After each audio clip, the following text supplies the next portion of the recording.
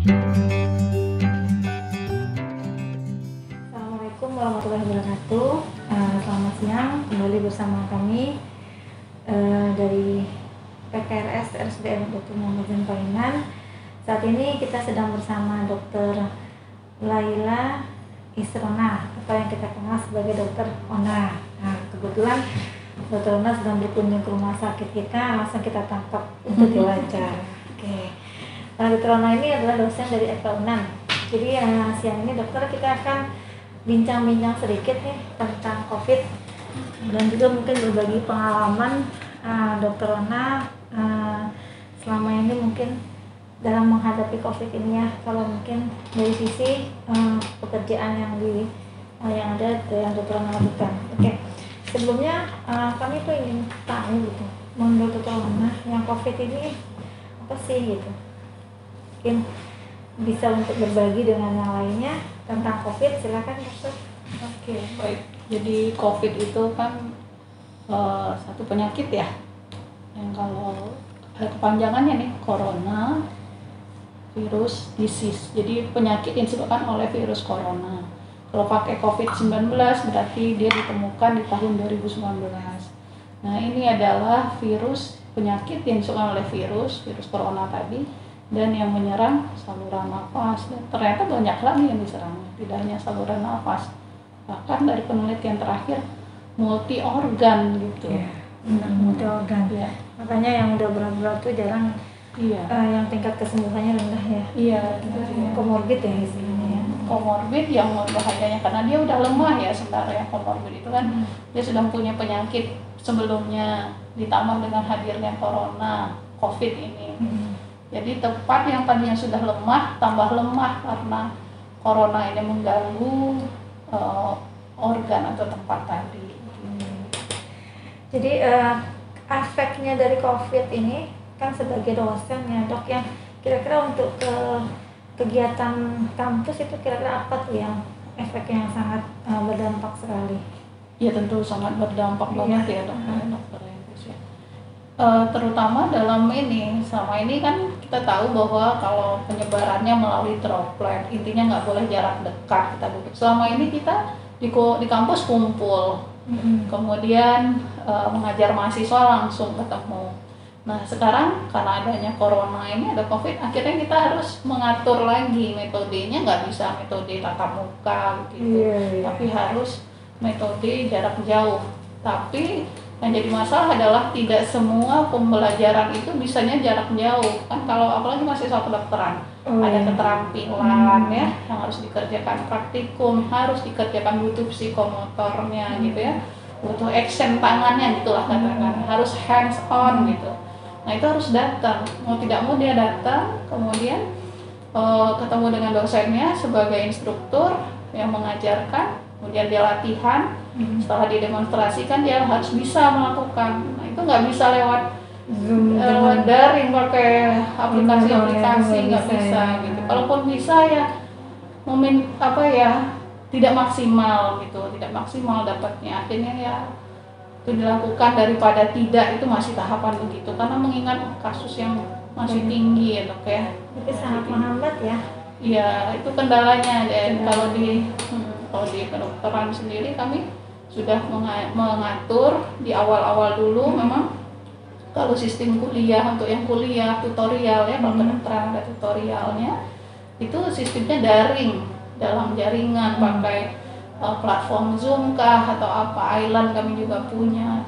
Tapi ketika untuk latihan, untuk psikomotor ini terkendala. Akhirnya keluar surat edaran bahwa ini tidak yang di awal-awal dari Maret 2020 sampai Desember 2020 itu semua daring.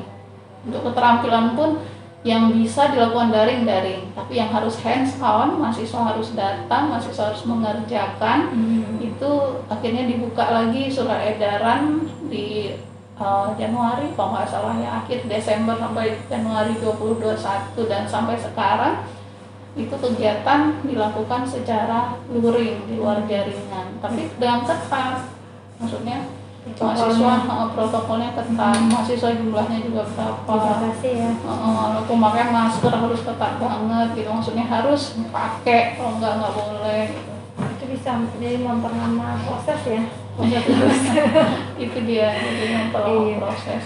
Dan kan udah setahun ya kita, berarti kan yang awalnya 2020 daring, sekarang kita udah mulai luring kan. Kira-kira selama setahun ini udah berapa banyak nggak ada kasus nggak sih yang sesama dosen kan atau mahasiswa yang terpapar gitu akibat mungkin apakah kelainan pasien atau yang lainnya? Ada tuh dok?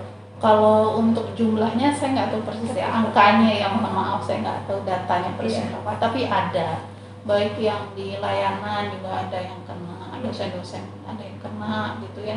Kemudian yang mahasiswa juga ada yang kena, dosen yang tidak di pelayanan juga ada juga gitu ya. Apalagi setelah ini ya, setelah di 2021 ini ya, masuk 2021 itu orang sudah mulai bebas lagi gitu ya. Nah kebanyakan itu dari keluarga kan ya, dari keluarga, anak-anak yang pergi kemana ini kemana gitu, kemudian bawa pulang akhirnya kena. Itu ada dosen yang nggak layan juga ada yang kena.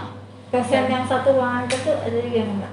Dosen kalau di bagian saya nggak ada ya, nggak ada. Terus gimana tuh perasaannya dokter saat melihat teman-teman kita tuh banyak yang kena gitu? Pasti sedih lah ya Allah, gitu. Apalagi ada yang senior, ada komorbidnya, ya Allah rasanya gimana gitu, sedih banget gitu ya. Belum lagi yang di pelayanan kan, aduh mereka melayani, mereka kena juga, aduh kebayang gitu ya, kebayangnya kalau misalnya ternyata kolapsnya kondisi di rumah sakit, yang melayani tidak ada gitu kan, yang melayani sakit, ya walaupun jumlahnya mungkin bisa ganti atau ini, tapi tidak maksimal pastinya kan, itu yang terbayang. Belum lagi bagaimana jumlah ruangan yang terbatas, kalau ini nggak dijaga, nggak di regulasinya nggak diperketat, saya yakin bisa jebol juga. Ini sekarang pada bulan-bulan ini ya kita merah lagi. Sekarang kita gitu. naik lagi ya, khususnya Padang ya. Padang tuh mulai. Waktu awal-awal Ramadan saya melihat begitu, banyak kayak mobil plat-plat dari luar juga banyak masuk. Lalu aturan untuk ini sendiri gimana, saya juga nggak tahu persis ya, kok bisa pada masuk gitu ya. Jadi border itu masih ada nggak ya? Berharap masih ada, tapi kok masih jebol ya. Terus menurutnya Dokter Wana, baiknya seperti apa sih harusnya untuk untuk memutuskan rantai COVID ini? Yang jelas punya banyak level ya, level individu yang kita sendiri, kita tetap perketat diri kita dengan prokes ya, 3M, sekarang mau bertambah ya, tambah ada 5M gitu ya. Dari 3M pakai masker, kemudian jaga jarak, itu harus tetap dijaga, dan mencuci tangan, tambah lagi menjauhi kerumunan, pokoknya intinya sampai 5M. Saya pikir untuk level individu itu harus tetap dijaga, bagaimanapun selamatkan diri kita. Kemudian ada vaksin, sekarang ada vaksin bukan berarti bahwa kita bebas. Oh saya udah vaksin nih, boleh dong buka masker, enggak. Vaksin itu kan berarti menguatkan diri kita. Kalau nanti penyakit itu sampai di kita, mudah-mudahan tidak parah, kan itu ya harapannya vaksin. Harapannya sih memang jangan sampai kena, tapi bukan berarti kita bebas, karena masih banyak virusnya kan. Kemudian di level ini, level level masyarakat sendiri, masyarakat harus menyadari ini, harus berusaha melakukan itu tindakannya. Apakah itu pemerintahan terkecil dari RT harus menjaga ya, kalaupun nanti di RT-nya bikin border ya, membatasi yang masuk ya, coba itu bagaimana perhitungannya gitu ya. Kemudian di kelurahan lah, kalau nggak per RT, kelurahan, kecamatan, sampai kota ya, bagaimana pembatasan itu, dan pemerintah sendiri juga harus ketat gitu. Tempo hari yang saya tahu ya, kalau keluar masuk bandara atau masuk ke Padang lah ya, yang melalui bandara itu harus swab dulu PCR. Akhir-akhir ini ternyata katanya nggak ada lagi gitu. Antigen sekarang antigen cukup. Antigen cukup ya, kalau memang itu ya oke lah, memang aturan begitu. Mungkin para ahli sudah tahu ya, sudah tahu alasannya begitu. Saya pikir ya kita tetap gimana pun, kalau pemerintah tetap harus ketat, kita individu juga harus sama-sama harus intinya ada kerjasama ya, Iya. dari semua level ya. Mm-mm. Kalau pemerintahnya aja ngotot, masyarakat yang nggak ada peduli itu nggak bisa juga ya. Nggak bisa. Karena kalau lihat kan sebenarnya merubah perilaku ya dok ya. Iya, betul. Itu yang paling susah ya. Kalau di ilmu goblok hati Iya, merubah perilaku itu. perilaku itu emang susah. Tapi perlu diingat juga bahwa sebenarnya memakai masker ini, saya banyak mendengar ini ya hal-hal yang positif ya dari Iya. teman-teman. Alhamdulillah loh, sejak COVID ini anak saya alhamdulillah kan pakai masker terus katanya. Jadinya lebih rajin cuci tangan, lebih pokoknya untuk kesehatan higiennya dia perhatikan banget. Yang selama ini cuek. Kemudian ada yang teman satu lagi bilang, anak saya biasanya asma loh. Terus sekarang alhamdulillah enggak, mungkin karena rajin dia pakai masker ya, maksudnya tidak terpapar dengan polutan-polutan atau polusi-polusi dari luar, alhamdulillah katanya gitu. Jadi ada manfaatnya ada gitu. hikmahnya juga ya di balik masalahnya. Dan saya pikir kalaupun nanti COVID ini sudah dinyatakan tidak ada, kita juga harus tetap hati-hati. Pemakai masker ini tetap tidak hanya untuk COVID saja masker ini. Penyakit di Indonesia masih banyak, TBC gitu misalnya ya, yang penularannya juga lewat udara masih ya, udara ya. Nah itu harus hati-hati juga, pasti terasa. Kemudian polusi udara gitu ya, itu juga perlu. Minimal keluar rumah ya dok ya.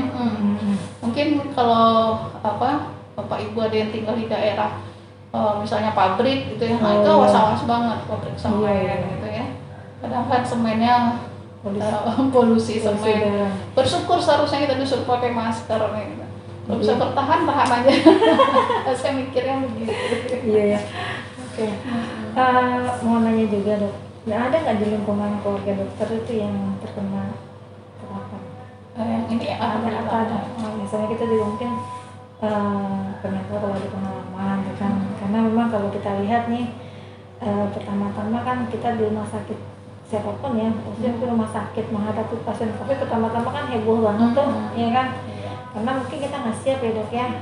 Terus kalau di kampus gimana tuh, sama nggak hebohnya? Walaupun nggak langsung berhadapan dengan pasien, tapi karena kita kan kerumunan, pertama-tama pasti ada dong kepanikan atau apa gitu. Terus yang untuk pasti ada step-step ya selanjutnya seperti apa gitu.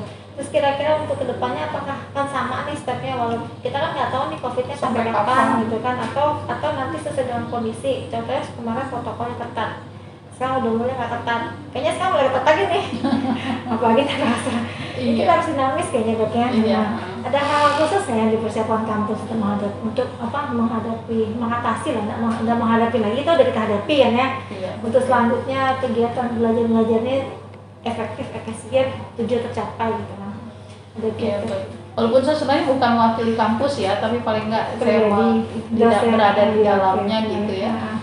Nanti mungkin kalau ditanya kampus lebih jawabnya ya, karena ada regulasi di sana ya.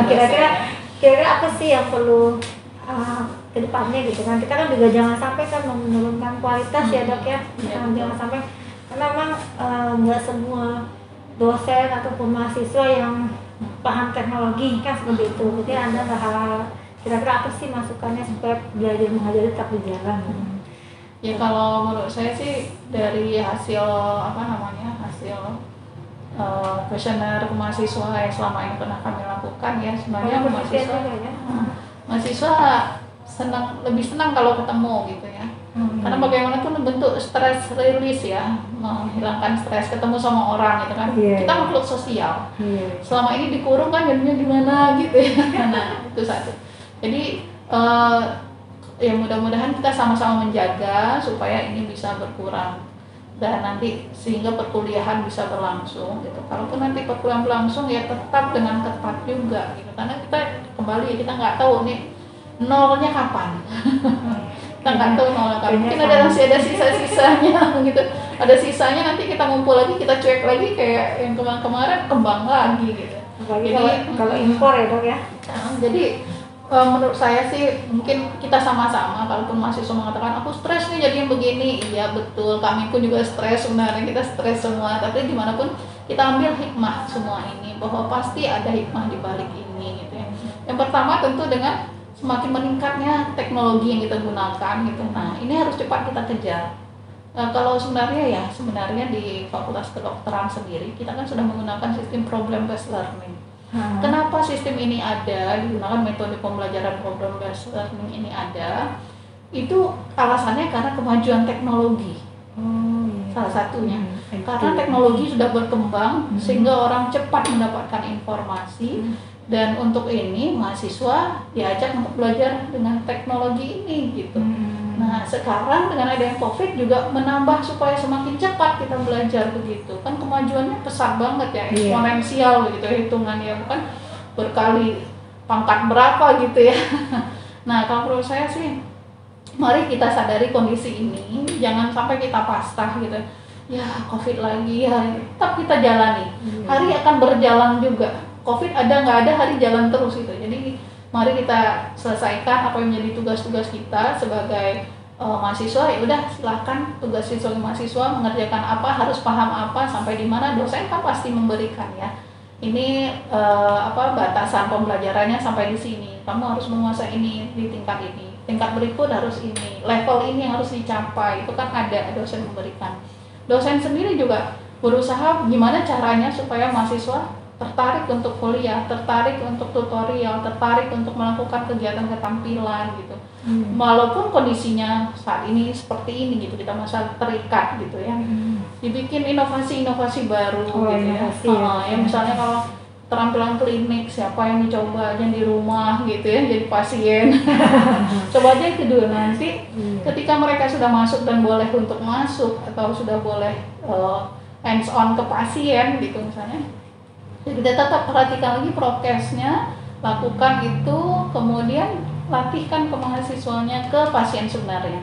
Jadi mereka secara tidak langsung sudah bertahap nih, sudah dengan yang simpel dulu, dengan yang normal, kemudian mungkin dengan bonekanya ya, kemudian pas nanti masanya, mudah-mudahan ada masanya ke pasiennya, atau paling nggak, wah nanti pas koas, wah mereka udah matang gitu, begitu. Dan ini harus di-trigger terus supaya mereka semangat. Artinya sama-sama menyemangati kayaknya gitu, karena kita udah dilingkup di situ semua ya. Nah, kalau semuanya pasrah aja, aduh putus asa gitu kayaknya, aduh bisa nggak berkembang. Teknologi jalan terus nih, nah ikuti aja gitu. Jadi harus ada kemauan kuat dari mahasiswanya ya untuk berinovasi. Kira-kira ini kondisinya harus ini pengatasinya.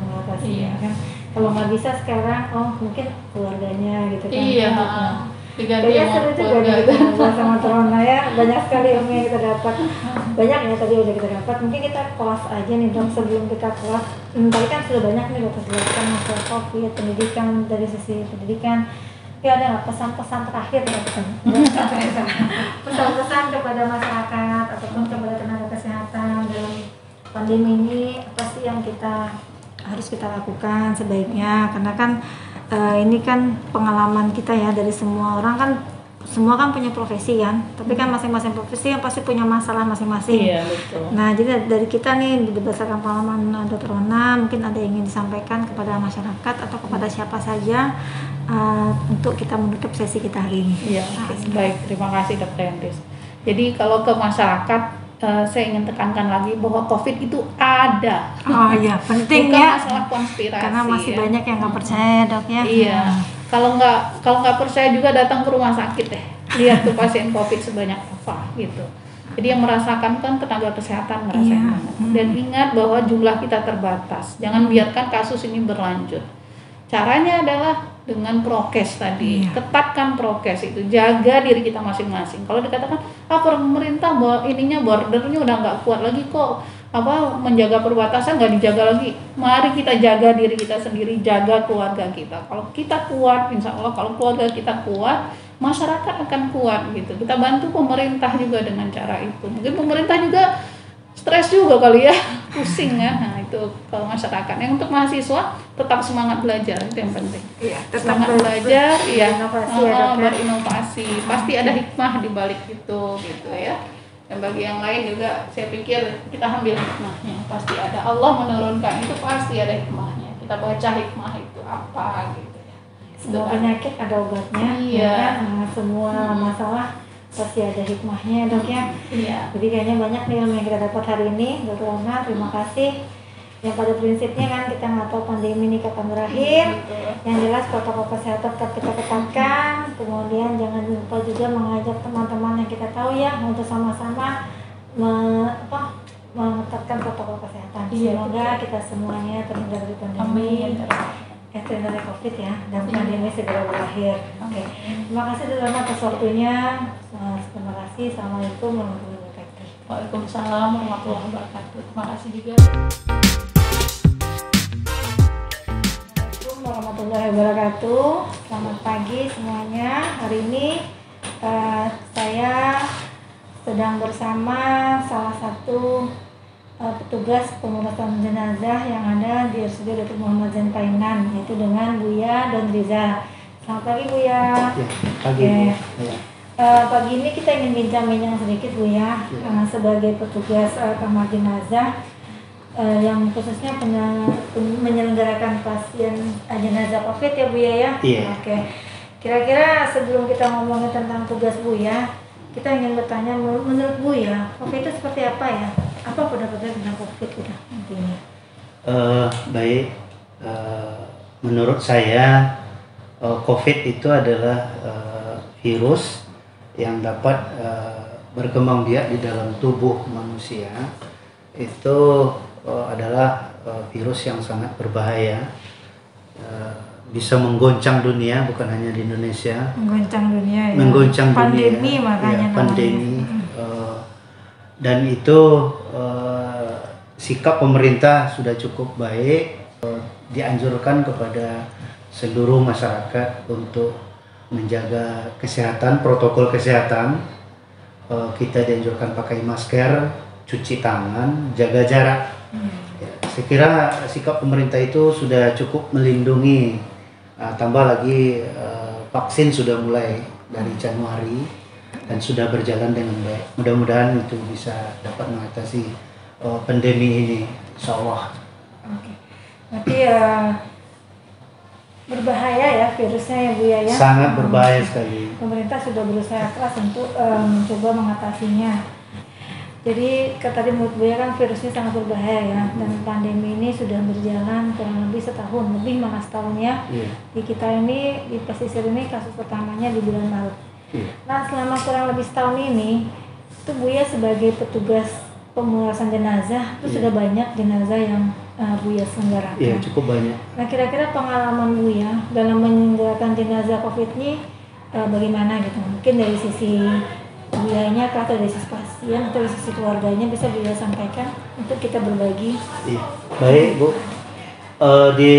khusus di Rumah Sakit M. Zain Painan itu pasien-pasien COVID yang meninggal itu sudah cukup banyak. Tercatat lebih kurang 29 jenazah. 29 jenazah pasien COVID. Memang untuk pengalaman di dalam menyelenggarakan pasien COVID itu memang beda dengan pasien-pasien yang lain. Kalau pasien-pasien yang meninggal biasa tidak COVID itu dapat kita selenggarakan dengan tanpa pakai APD. Kalau ini harus APD ya. Ya. Tapi kalau pasien COVID itu untuk menjaga keselamatan petugas, kita memang pakai APD lengkap. Kemudian sebelum kita menyelenggarakan itu keluarga tetap diberi pengetahuan bagaimana cara penyelenggaraan pasien COVID sesuai dengan protokol kesehatan. Di antaranya pasien tidak kita mandikan dengan air yang mengalir untuk menjaga agar virus jangan menyebar. Hanya dibersihkan dengan antiseptik.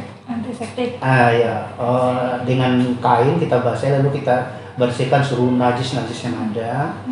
Kalau sudah yakin kita petugas tidak ada najis lagi, pasien baru kita tayamumkan. Setelah kita tayamumkan, pasien baru kita bungkus dengan kain kafan. Setelah itu baru masuk ke dalam kantong jenazah, baru masuk ke dalam peti. Peti itu kita tutup lagi dengan plastik. Tujuan itu adalah supaya memutus rantai dari virus itu. Itu dijelaskan kepada keluarga sebelum kita melakukan. Kalau keluarga sudah paham dan mengerti, tapi pada umumnya keluarga mengerti kalau memang virus itu berbahaya dan dia setuju untuk melakukan tindakan penyelenggaraan jenazah sesuai dengan protokol kesehatan. dan itu dibenarkan oleh MUI, ada keputusan Berarti MUI boleh seperti itu. Terus gimana perasaan Buya nih pertama kali menangani menyelenggarakan pasien COVID, perasaannya gimana gitu? Pertama-tama kan masih masa-masa pandemi tuh yang lagi tinggi-tingginya kasusnya tuh kemarin tuh. Oh ya, memang Perasaan pertama lah. perasaan pertama itu sangat cemas, takut ya. Cemas takutnya karena apa tuh Bu ya? Karena penularannya tadi, takut kita kena. Ternyata rupanya setelah berjalan beberapa pasien, kita di swab, alhamdulillah tidak ada yang positif. Rupanya APD itu sangat penting. Sangat penting. Berarti memang takut ya? Iya, takut, cemas, takut. Takut kita kena ya? Tertular. Oh iya. Kemudian kalau kan kita sebelum memandikan kita kan berkomunikasi sama keluarga kan. Dari pengalaman Bu ya, kira-kira gimana respon keluarga melihat seperti itu cara penyediakan jenazah keluarganya COVID? Awalnya masyarakat tidak menerima karena kita agama Islam memang ingin keluarganya diselenggarakan seperti layaknya aturan agama, mandi dengan sabun, pakai ini, digosok semuanya. Tapi karena ini adalah wabah dan itu sudah dikeluarkan fatwanya oleh MUI, boleh dengan tata cara protokol kesehatan yang dianjurkan, tanpa mandi dengan air, tapi najis tetap kita buang, kita bersihkan. Kita bungkus dengan plastik, memutus rantai, sehingga dengan penjelasan seperti itu lambat laut masyarakat bisa mengerti dan memahami. Insya Allah sudah di MZen Painan sudah berjalan dengan baik. Berarti mulanya apa sih kiat Bu yang meyakinkan keluarga gitu? Apa yang dilakukan, pendekatan apa yang dilakukan sehingga keluarga mau? Karena yang kita lihat banyak di tempat lain yang menolak kan. Kira-kira apa sih yang kiat Bu yang untuk? Iya, yang pertama saya yakinkan bahwa saya petugas adalah dari secara agama. Itu pertama dulu. Rupanya yang bekerja ini adalah yang mengerti tentang agama. Sesuai kompetensi ya. Ya, itu satu. Yang kedua, karena memang ini adalah darurat, pandemi ini adalah sebuah wabah. Dijelaskan kepada masyarakat bahwa wabah itu dalam darurat itu agama boleh mengambil tindakan tidak sesuai dengan dasar pokok, dengan catatan ini adalah wabah, sehingga masyarakat bisa mengerti dan paham tentang itu. Saat membandingkan kita mau ikut sertakan keluarga, kita memang mengajak kalau perempuan seharusnya memandikan kan perempuan dalam agama, kalau laki-laki harus agama. Tapi karena ini juga wabah, situasi dan kondisi, boleh apabila ada izin dari keluarga. Tetap dibantu perawat yang perempuan ya? Iya, tetap dibantu. Oke, jadi tadi kan Bu ya bilang kan perasaan pertama-tama itu kan cemas. Terus gimana sih cara menguranginya rasa cemas itu? Kemudian dari rasa cemas itu kira-kira apa sih yang ingin Bu yang ungkapkan kepada masyarakat tentang COVID ini? Ya, awalnya memang takut dan cemas karena melihat awal munculnya virus itu langsung meninggal sekian ratus dan ribu gitu. Jadi setelah kita coba untuk memandikan jenazah tadi, sekian kali kita disuap, ternyata kita petugas alhamdulillah tidak ada yang positif. Kemudian kita tetap menjaga protokol kesehatan ketika menyelenggarakan pakai APD lengkap, kemudian pakai protokol kesehatan di luar itu tetap kita jaga. Ternyata dengan itu kita bisa tidak tertular gitu. Pengetahuan itu kita sampaikan kepada masyarakat. Jadi secara berlahan masyarakat bisa paham, memahami, dan dia bisa mengikuti apa yang kita sarankan itu. Sebenarnya pekerjaan ini kan sangat mulia ya, karena mungkin tidak semua orang tidak semua orang bisa yang mau gitu menghadapi kegiatan penyelenggaraan jenazah, khususnya pasien-pasien infeksi seperti ini ya Bu ya. Iya, iya. Terima kasih mungkin untuk dedikasi kerja Bu ya. Mungkin untuk yang terakhir nih, apa sih yang pesan apa yang ingin Bu ya sampaikan kepada masyarakat supaya kita bisa sama-sama mengatasi pandemi ini sehingga pandemi ini cepat berakhir. Ibu saya mengajak masyarakat, apa sih yang perlu dilakukan masyarakat? Kalau kita lihat dari angka pandemi, saya kira belum melandai ya, masih naik gitu. Banyaknya yang meninggal dunia karena virus ini, masyarakat sebenarnya harus menyadari bahwa virus ini betul-betul berbahaya. Oleh karena itu, saya mengimbau kepada seluruh masyarakat pesisir selatan pada umumnya, kepada masyarakat Indonesia secara keseluruhan, untuk taat dan patuh memakai protokol kesehatan, pakai masker, cuci tangan, kemudian jaga jarak. Insya Allah dengan seperti itu kita akan bisa memutus rantai virus ini. Oke. Terima kasih ya Bu ya. Memang pandemi belum berlalu, kita masih menghadapinya, tapi pemerintah sudah banyak melakukan, mulai dari melakukan dari mulai penanganannya sampai melakukan vaksinasi. Mudah-mudahan apa yang Bu ya lakukan juga dengan teman-teman tim semuanya mendapatkan balasan dari Allah Subhanahu wa Ta'ala. Terima kasih Bu ya atas waktunya. Semoga ini bermanfaat untuk kita semua. Assalamualaikum warahmatullahi wabarakatuh. Waalaikumsalam warahmatullahi wabarakatuh.